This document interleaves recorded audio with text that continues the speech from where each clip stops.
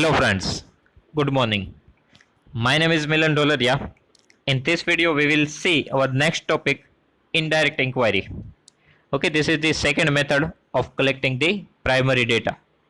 Okay, in previous video we see our first method, it is a direct inquiry. Now we will see our second method, indirect inquiry. Basically इस method में जो भी investigator है, जिनको भी information चाहिए, वो खुद नहीं जाएगा इंफॉर्मेशन कलेक्ट करने, राइट। डायरेक्ट इंक्वायरी में क्या होता था, जिनको डिटेल्स चाहिए, जो इनको डेटा की ज़रूरत है, वो खुद जाके डेटा कलेक्ट करते थे।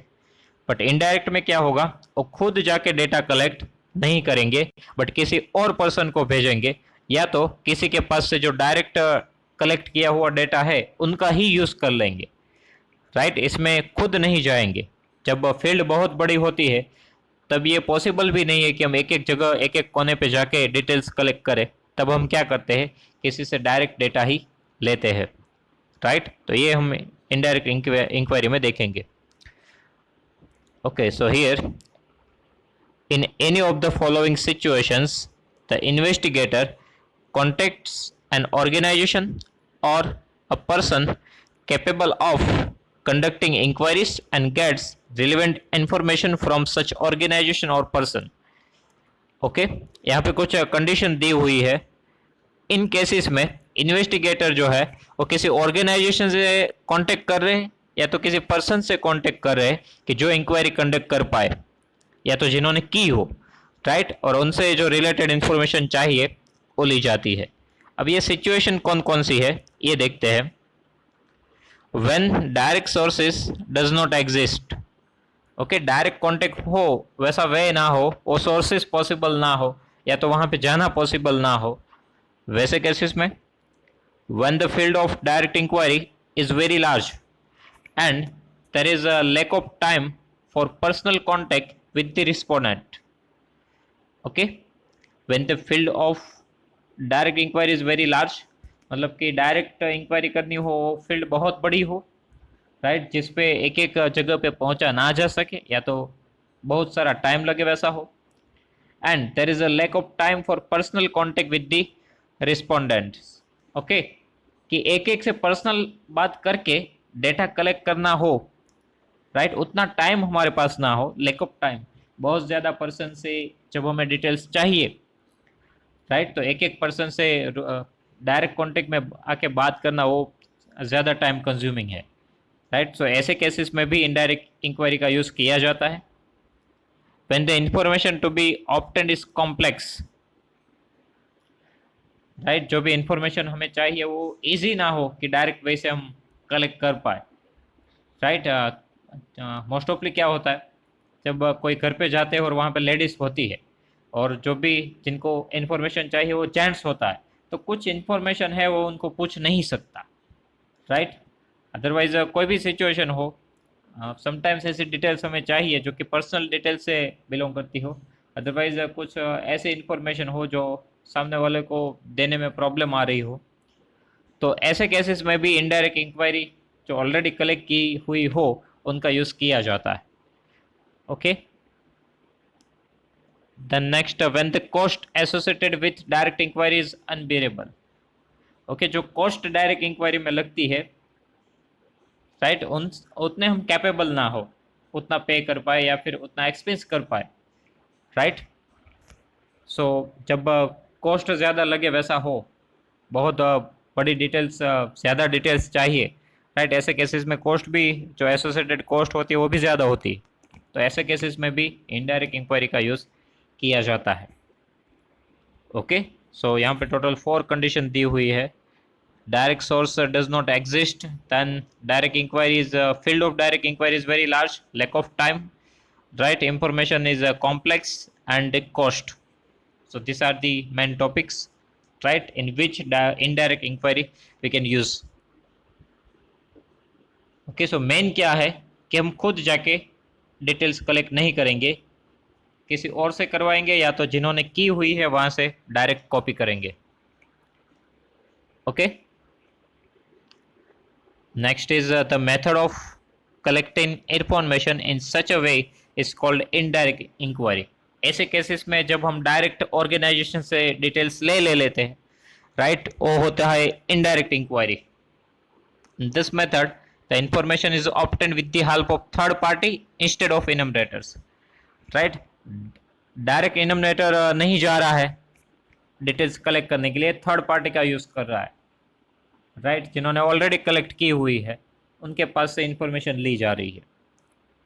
और यहाँ पे एग्जांपल दिए है. For example in earlier illustration, मतलब प्रीवियस एग्जांपल जो दिया गया था, a person instead interested in getting the information about the conditions of farmers of Sanat Taluka approaches the Talati of Sanat Taluka, who has the entire information of all the farmers in Sanat Taluka, and gets information from him instead of personally visiting each farmer. Previously जो मैं example दिया गया था उसमें ये तालुका का नाम भी दिया था, राइट, सनत तालुका, जहाँ से हमें फार्मर्स की डिटेल्स चाहिए थी, राइट. प्रीवियसली डायरेक्ट इंक्वायरी में क्या था कि पर्सन खुद एक एक घर पे जाके डिटेल्स कलेक्ट कर रहा था, राइट. अब यही केस इनडायरेक्ट इंक्वायरी में कैसा है कि हम एक एक फार्मर से पर्सनली विजिट नहीं कर रहे, पर सीधा कहाँ पे जाते हैं, तलाटी के पास. अब तलाटी के पास तो सभी फार्मर्स की डिटेल्स रहती ही है, राइट. सो हम डायरेक्ट वहाँ से डिटेल्स कलेक्ट कर सकते हैं, तो हमारा टाइम भी बचेगा, कॉस्ट भी कम लगेगी, राइट. तो ये हम डायरेक्ट इन्फॉर्मेशन जो ले रहे हैं तलाटी के पास से, वो है इनडायरेक्ट इन्फॉर्मेशन, राइट, बिकॉज वो खुद नहीं कलेक्ट की गई है. कहाँ से ली गई है, डायरेक्टली तलाटी से. तो हमें एक एक फार्मर्स के घर पे जाना भी नहीं पड़ेगा और हमें डिटेल्स भी पूरी मिल जाएगी, राइट. तो वही एग्जांपल यहाँ पे दिया गया है. The next, a person interested in information of the educational status of the workers of an industry having 2000 workers approaches the manager of the industry, who has complete record of the workers of the industry, instead of making personal visit to each worker. एक और भी example था previously कि education level जानना है worker का, right, workers का, और 2000 वर्कर्स वहाँ पे वर्क कर रहे हैं इंडस्ट्री में. तब इसमें भी दो वे पॉसिबल है ही, मतलब हम एक एक पर्सन से जाके खुद पूछे कि आपका एजुकेशनल स्टेटस क्या है, राइट. तो भी हम डेटा कलेक्ट कर सकते हैं, वो होता है डायरेक्ट इंक्वायरी. मतलब आप पर्सनली एक एक पर्सन को पूछ के डिटेल्स कलेक्ट कर रहे हो. अदरवाइज आप ये सोच रहे हो कि 2000 पर्सन यहाँ पे वर्क कर रहे हैं, इन सब से हम कब मिल पाएंगे, राइट, कितना टाइम लगेगा. तो ऐसे केसेस में हम क्या कर सकते हैं, मतलब जो भी इनिशियली वर्कर रिक्रूट होता है तब अपना बायोडाटा जो भी है, सीवी है, वो सबमिट करता है, राइट. उसमें कंप्लीट इन्फॉर्मेशन होती है उनके एजुकेशन के बारे में और एक्सपीरियंस के बारे में, राइट. सो यदि हम वो डायरेक्ट डेटा वहाँ से उठा लें तो हमें पर्सनल विजिट नहीं करनी पड़ेगी, हम डायरेक्टली सबका एजुकेशनल स्टेटस जो है वो पता कर सकते हैं, राइट. तो डायरेक्ट हम मैनेजर से ही बात करें और वहाँ से सीधी इन्फॉर्मेशन ले लें तो हुआ इनडायरेक्ट इंक्वायरी, राइट. 2000 पर्सन है, हमें एक एक से मिलना भी नहीं पड़ेगा, हमें डायरेक्ट इन्फॉर्मेशन मैनेजर के पास से मिल जाएगी. यह है indirect inquiry. Similarly advocate can get information regarding murders, theft from the police station when needed, right. Advocate भी यही करता है, पुलिस स्टेशन से सीधी डिटेल ले लेता है, कितने मर्डर्स हुए, कितनी चोरी हुई है, उसके अकॉर्डिंग वो पर्सन से कांटेक्ट करके केसेस साथ में लिए जाते हैं, राइट. सो एडवोकेट क्या है कि वो खुद तो इंक्वायरी करने जाएगा नहीं, मर्डर कैसे हुआ, राइट, कितने हुए हैं, वो काम किनका है, पुलिस का. वो खुद जाके डिटेल्स कलेक्ट करेंगे पुलिस वाले, राइट. तो पुलिस वाले जो डिटेल कलेक्ट करेंगे वो प्राइमरी डेटा हुआ, क्योंकि उनको तो खुद जाना है, राइट, इन्वेस्टिगेशन करने. बट जो एडवोकेट है वो डायरेक्ट इन्फॉर्मेशन लेगा किसके पास से, पुलिस वाले के पास से, तो उनके लिए वो डेटा सेकेंडरी हुआ, राइट. इनडायरेक्ट, सॉरी, सेकेंडरी नहीं, इनडायरेक्ट इंक्वायरी हुई. वैसे वो आप एक तरीके से सेकेंडरी डेटा भी बोल सकते हो क्योंकि आप डायरेक्ट ही ले रहे हो, राइट. बट मेन थिंग क्या है कि पुलिस जो है वो खुद डेटा कलेक्ट करेगा, इसलिए वो है प्राइमरी डेटा. अब सेकेंड थिंग ये भी है कि जो जिनको इन्फॉर्मेशन चाहिए, राइट, एडवोकेट को, वो खुद ही जा रहा है डेटा कलेक्ट करने के लिए, राइट। इंफॉर्मेशन किसको चाहिए? एडवोकेट को। वो खुद ही जा रहा है कलेक्ट करने, बट एक्चुअल में हो क्या रहा है कि वो खुद तो जा रहा है बट डिटेल्स वो खुद कलेक्ट नहीं कर रहा है, राइट। किसी और ऑर्गेनाइजेशंस की हेल्प ले रहा है, तो इनडायरेक्ट इंक्वायरी हुई। वैसे है वो प्राइमरी डेटा ही, राइट, क्योंकि वो खुद तो जा ही रहा है डेटा कलेक्ट करने के लिए, इसलिए प्राइमरी है। बट क्या है कि डायरेक्ट किसी की हेल्प ले रहा है, डायरेक्ट पुलिस से ही बात करके इंफॉर्मेशन ले रहा है, तो इनडायरेक्ट इंक्वायरी हुई। ओके, वैसे आप एक तरीके से सोचो तो इनडायरेक्ट इंक्वायरी और सेकेंडरी डेटा बहुत ज़्यादा डिफरेंस नहीं है, राइट। बहुत ज़्यादा डिफरेंस इसमें नहीं है। इन सेकेंडरी में भी एग्जैक्ट वही होता है कि ऑलरेडी कलेक्ट किए हुए डेटा है वही उठाए जाते हैं। तो यहाँ पे क्या है, इनडायरेक्ट इंक्वायरी। बट ये जो इनडायरेक्ट इंक्वायरी की मेथड है वो भी कलेक्शन ऑफ प्राइमरी डेटा के लिए, राइट। तो जिनको इन्फॉर्मेशन चाहिए वो चाहेगा तो खुद ही, बट इनडायरेक्ट किसी की हेल्प लेगा। जहाँ से इन्फॉर्मेशन निकलवानी है वहाँ पे खुद नहीं जाएगा, किसी और को भेज रहा है। ओके, क्योंकि वो एक ही एडवोकेट सभी मर्डर के केसेस के बारे में डिटेल्स नहीं ले सकता, तो ऑब्वियसली किसी और को वहाँ पे भेजना पड़ेगा। तो एक थर्ड पार्टी हुई पुलिस, राइट, जिनके थ्रू उनको इन्फॉर्मेशन मिल रही है। तो ये थोड़ा डिफरेंस ध्यान में रखना, सेकेंडरी डेटा और indirect inquiry. Okay, next, thus the indirect inquiry is quite popular in practice. However, the reliability of the information obtained by this method depends on the ability, honesty, and experience of the enumerators who collect the information. Okay, वैसे ये method है बहुत popular और reliable भी, right. Popular इसीलिए है कि time भी कम लगता है, कॉस्ट भी कम लगती है, और सीधी इन्फॉर्मेशन मिल सकती है किसी और पर्सन के थ्रू, राइट। हम काम निकलवा सकते हैं, तो इन्फॉर्मेशन इजीली मिल जाती है, खुद इतना सारा टाइम वेस्ट नहीं होता और खुद एक एक घर पे जाना भी नहीं पड़ता, इसलिए पॉपुलर है, राइट। बट मेन इशू क्या है? रिलायबिलिटी। रिलायबिलिटी में क्या है कि जिस पर्सन को आपने भेजा है डेटा कलेक्ट करने के लिए वो कितना होनेस्ट है, उनके ऊपर आपका जो रिलायबिलिटी है इंफॉर्मेशन की, वो पूरी रिलायबिलिटी उनके ऊपर ही डिपेंड करेगी, राइट। कि जिस पर्सन पे आपने ट्रस्ट किया वो पर्सन कैसा है, अच्छे से इंफॉर्मेशन आपको दे रहा है, राइट, कितना होनेस्ट है, कितना उनको एक्सपीरियंस है, कितनी एबिलिटीज उसमें है डेटा निकालने की, राइट। उन पे रिलायबिलिटी पूरी डिपेंड करेगी। इंफॉर्मेशन राइट है या रॉन्ग, राइट है तो कितनी राइट है, वो सभी किस पे डिपेंड करेगी? जो भी वर्कर को आपने भेजा है वो, राइट। इसलिए इनडायरेक्ट इंक्वायरी में ये ज़रूरी है कि जिस पर्सन पे आप ट्रस्ट कर रहे हो, जिनको आप भेज रहे हो, जहाँ से आप डेटा कलेक्ट कर रहे हो, वो होनेस्ट होना चाहिए, स्किल्स पूरी होनी चाहिए, अच्छे से डेटा कलेक्ट कर पाए वैसा पर्सन वो होना चाहिए, राइट। ऐसा ही पर्सन आपको सिलेक्ट करना है, ये आपको ध्यान में रखना है इनडायरेक्ट इंक्वायरी में। ओके, नेक्स्ट हम अब देखते हैं इनके एडवांटेजेस और डिसएडवांटेजेस। सो स्टार्ट करते हैं। First point, this method is most suitable when the field of inquiry is very wide. ये तो हम डिस्कस कर चुके हैं, राइट। बहुत बड़ी फील्ड हो, एक एक घर पे जाना पॉसिबल नहीं है, तब इस चीज़ का यूज़, इनडायरेक्ट इंक्वायरी का यूज़ किया जाता है। नेक्स्ट है, one respondent associated with the inquiry is not willing to give information, this is the only useful method to collect the information.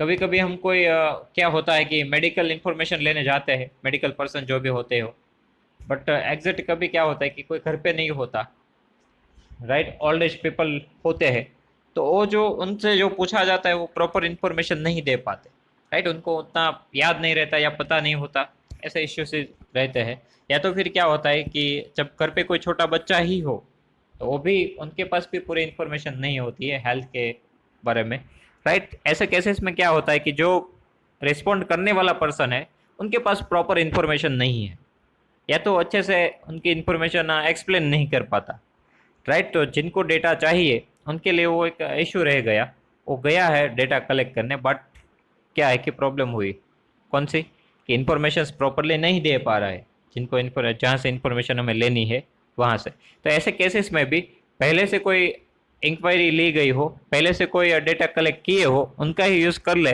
तो बेटर ऑप्शन है। ऐसे केसेस में इनडायरेक्ट इंक्वायरी का यूज़ किया जाता है, राइट। थर्ड थिंग क्या है, it involves less cost, time and energy as compare to direct inquiry method. Obvious thing है कि डायरेक्ट इंक्वायरी से इनडायरेक्ट इंक्वायरी में टाइम कम लगेगा, राइट। टाइम कम लगेगा तो कॉस्ट भी कम होगी और एनर्जी भी उतनी ज़्यादा वेस्ट नहीं होगी, राइट। क्योंकि प्राइमरी डेटा में हमने देखा था कि एक एक पर्सन से पर्सनल कांटेक्ट करना एनर्जी कंज्यूम होती है, टाइम ज़्यादा लगता है और एक्सपेंसेस भी बढ़ते हैं। बट वही बेनिफिट मिलता है सेकेंडरी इनडायरेक्ट इंक्वायरी में, राइट। यहाँ से हमें इजीली इंफॉर्मेशन मिल जाती है, या तो हम किसी और के थ्रू इंफॉर्मेशन ले रहे हैं, तो इन सब में टाइम, कॉस्ट और एनर्जी ये तीनों कम यूज़ होते हैं। नेक्स्ट है, this method is very much useful for various departments of government to collect various types of information. Government के जो डिफरेंट डिफरेंट सेक्टर है, डिफरेंट डिफरेंट डिपार्टमेंट है, उन सब में जो इन्फॉर्मेशन चाहिए, राइट, उन सब के लिए सेकेंडरी डेटा इनडायरेक्ट इंक्वायरी बहुत यूज़फुल है। क्योंकि हर एक चीज़ के लिए तो आप हर बार तो विजिट करने नहीं जाओगे, राइट। किसी ऑलरेडी एक बार विजिट हो चुके हैं, उन्होंने अपना डेटा अपलोड किया हुआ है या तो उनके पास है, वहाँ से आप सीधी डिटेल्स ले सकते हो, राइट। जैसे आप देखो तो ये जो वोटिंग कार्ड बनाए जाते हैं उसमें एजिस, डेट ऑफ बर्थ, ये सब रिकॉर्ड किए जाते हैं, राइट। मतलब अभी सरकार गवर्नमेंट ये सोचे कि हमें ओल्ड एज पीपल का टेस्ट करना है, राइट, जिनकी एज 50 ईयर्स से ज़्यादा है, तो डायरेक्ट ही इंफॉर्मेशन उनके पास है ही। यदि वो डेट ऑफ बर्थ चेक करे, वो ऑलरेडी कलेक्ट की हुई डेटा से, राइट। जब वोटिंग कार्ड बनवाया तो प्रेजेंट डेट और बर्थ डेट दोनों होती है, उनके थ्रू वो डायरेक्ट डिटेल्स निकाल सकते हैं कि कहाँ कहाँ पे 50 ईयर्स से 50 ईयर्स से ज़्यादा एज वाले पीपल है, राइट। तो उनको एक एक घर पे पर्सनल चेक नहीं करना पड़ेगा, उनके पास ऑलरेडी डिटेल्स है ही, तो इनडायरेक्ट इंक्वायरी का यूज़ वो कर सकते हैं क्योंकि वो डिटेल्स पहले ही कलेक्ट की गई है, राइट। तो ऐसे केसेस में भी मतलब अलग अलग डिफरेंट डिपार्टमेंट को यदि इंफॉर्मेशन चाहिए तो ज़रूरी नहीं है कि हर डिपार्टमेंट इंक्वायरी करने जाए, एक दूसरे की हेल्प लेके वो इजीली डिटेल्स कलेक्ट कर सकते हैं, राइट। तो उनके लिए वो हुआ इनडायरेक्ट। तो यहाँ पे एडवांटेजेस में हमने कितने पॉइंट्स टोटल देखे हैं। This method is most suitable when field of inquiry is very wide, right. If respondent is not willing to give proper information at that time, less cost, less time and less energy, and for various department you can easily collect the information. These are the main topic of advantages of indirect inquiry. Okay, then next disadvantages.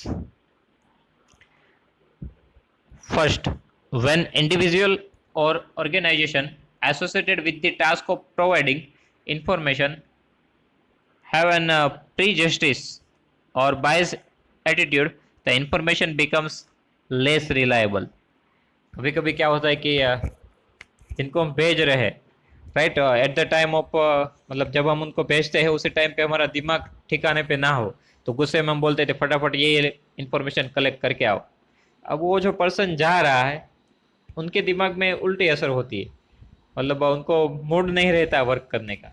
ऐसे cases में जब वो information collect करने जाएगा, तब जो information लेके आएगा तो उतनी रिलायबल नहीं होगी क्योंकि वो खुद ही मूड ऑफ होगा। तो ज़्यादा क्वेश्चंस इधर उधर जो सेकेंडरी इन्फॉर्मेशन बोलते हैं वो प्रोवाइड नहीं करेगा, राइट।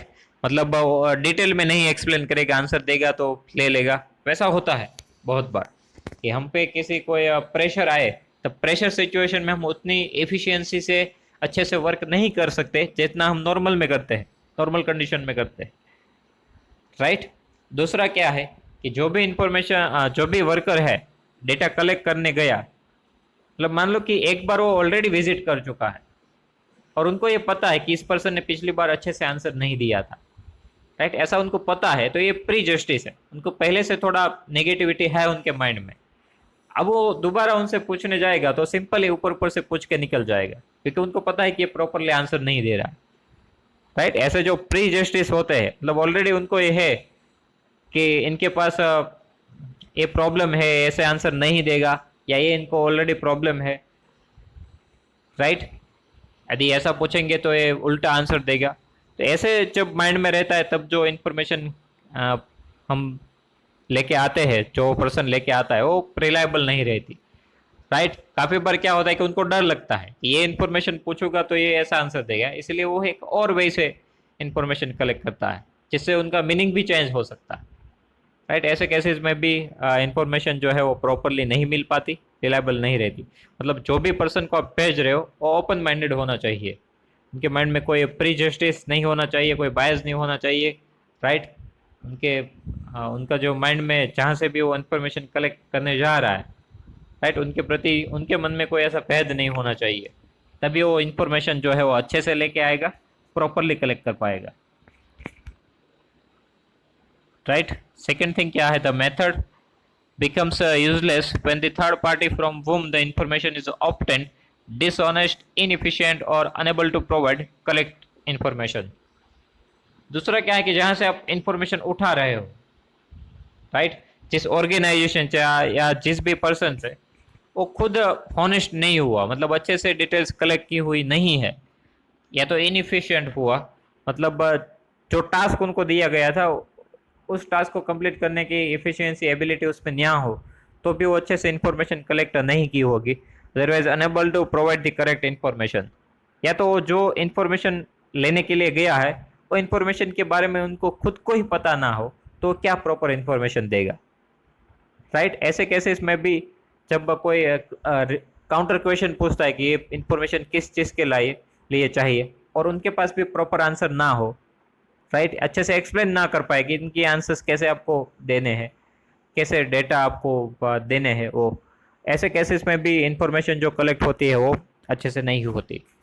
राइट, इसलिए जो पर्सन जा रहा है वो बहुत ज़रूरी है कि हॉनेस्ट हो, उनके उनमें इनफ एबिलिटी हो, और करेक्ट इंफॉर्मेशन भी प्रोवाइड कर पाए।